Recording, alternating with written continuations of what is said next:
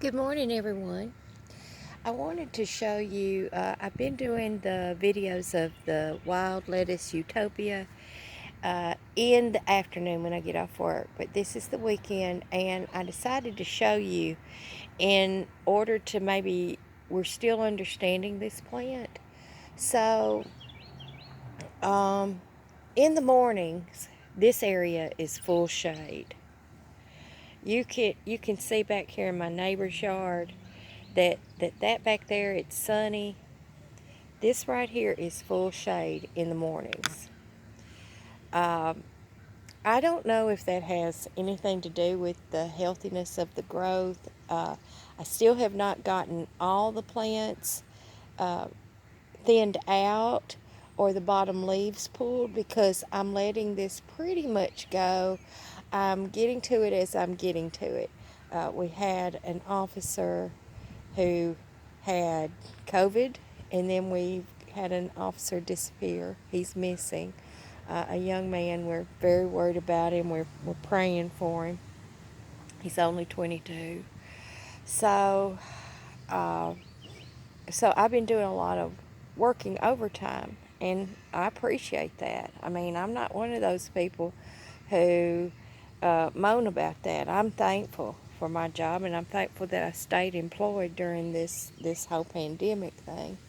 But I wanted to show you how this area is is full shade in the mornings. In the afternoon, right about 1 o'clock, well, I'd say a little later, 2 to 3, it starts becoming sunny. So they're getting the late afternoon sun, and then by about 6 p.m., uh, the sun has moved enough that it's back into shade.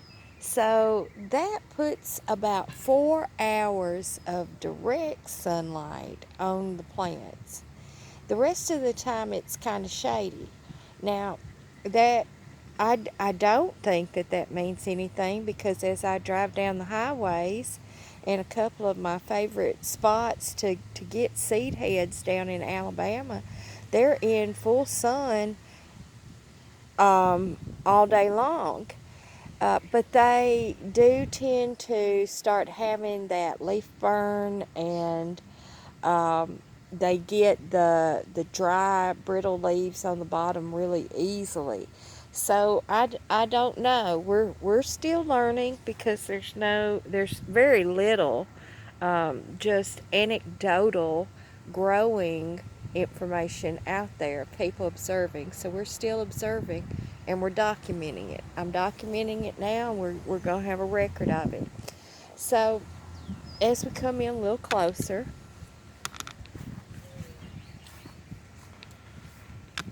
I'm real tired, y'all. Uh, the overtime did catch up with me, so I'm going to have a week of vacation, and I've got to clean my house and do some outside chores. And part of that will be me going in here and thinning these plants right in here. See this? I'm going to be thinning those. And what I will do with those is I will pull some of the younger, more spindly, and you can see in through here, spindly plants up. I will strip the stalk of the leaves, and just because it is something I have found, I think that the roots are really interesting looking, and they tend to. I know this is so weird. Y'all can't expect anything from me, but if you turn the root upside, it looks like a little head with some stringy hair. So I've been using those in crafting. I leave a little stalk, and I've been putting them in my wreaths. So that's what I will do with the root of these little, the little stringy plants. And before anybody gets keyboard happy and starts going, but all the medicine's in the root. No, it's not. I have covered this. The links to the scientific studies are in my community post. No, the medicine is in the whole plant. The whole plant. I've just come out and had several leaves. Look at that. Let's go in really close on this one. Right here. Look at this sap right there.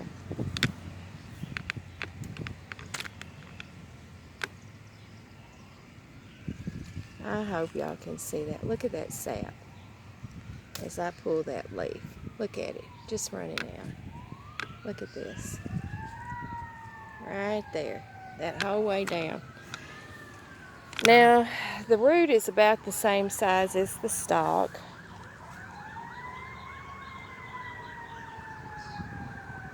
Look at how much sap that is.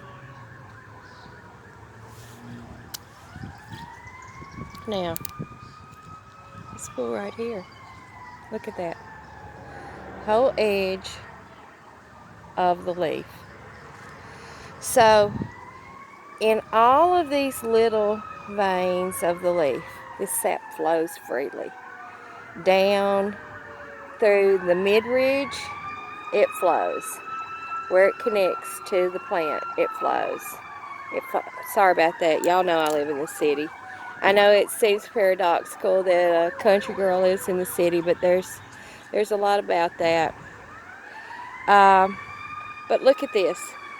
So this leaf, which is actually, if I were to ball it up, I'll go take this in and dip it in tzatziki sauce, or I'll eat it right here. This is about the size of what that root's going to be, maybe double. Oh, that's fairly close.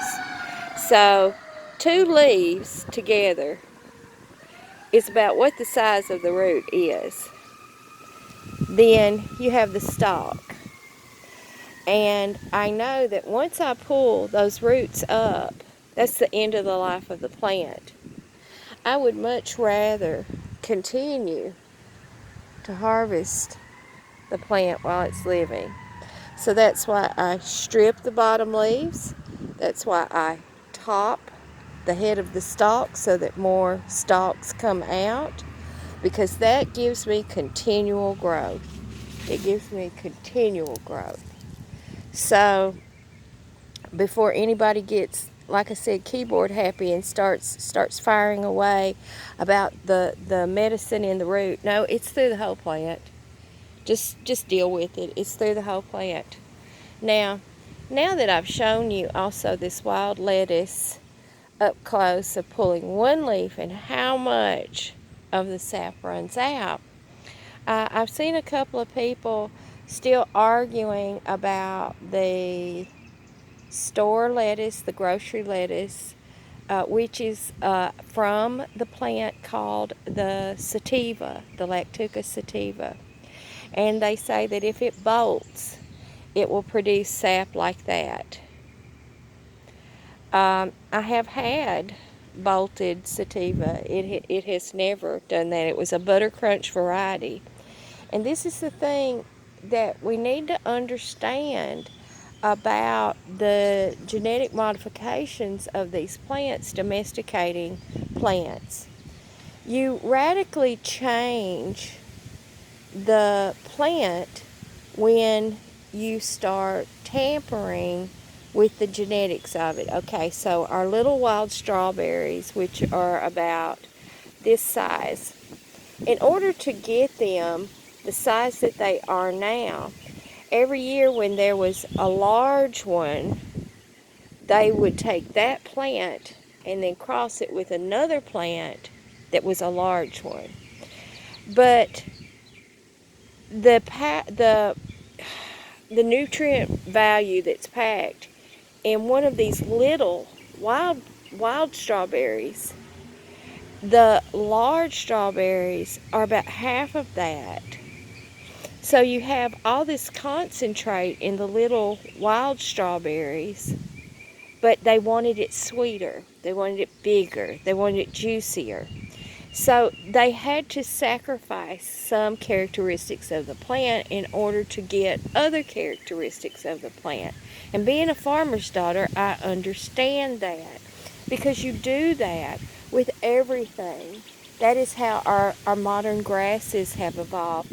That is how, if you go back and look, this is called ethnobotany. If you go back and look at what original wheat plants were in the Nile Valley in Egypt, they had little tiny seed heads like our grass right here. Like our grass right here. They had little tiny ones. And that was hard to gather and feed so many people. So as they started taking, manually and pollinating the larger heads, now our wheat heads are huge. Some are huge. So man has been intervening and changing the genetic structure of plants merely by cross-pollinating for millennia. So when you hear these things, please investigate these things for yourself. I'm all about bringing it up close and personal to you. Um, the grocery store brands just simply are not as medicinal. Yes, they still have traces. In one of my community posts, there's a medical study, a chemical analysis that states that yes, there is still some of it in the sativa, but the sativa has the least amount of it. So what do you want to have? Something with the least amount or something with the most amount?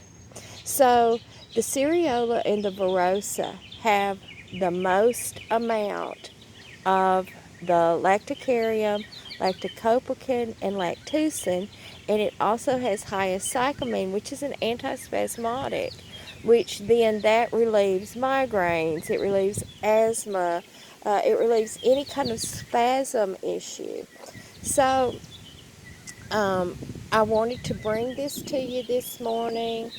Um, I've got quite a variety in here. Again, we're going to let this go. We're going to let this go. And we're just going to, you can see how tall these are right here. That one has bolted about 2 feet in 3 days. But you can see, I'm just going to let these go and enjoy a nice life while I cultivate them delicately. And I hope that everybody out there is staying well. I'm going to take about 3 days just to do nothing. I'm going to do nothing. I'm going to lay around on the sofa, and I'm gonna hold my kitty cat, and I'm going to love on him, and I may clean in the house a little bit, but that's another thing I've got to also work in. But I hope all of y'all are having a great time out there, and God bless you all. And until next time, God bless you.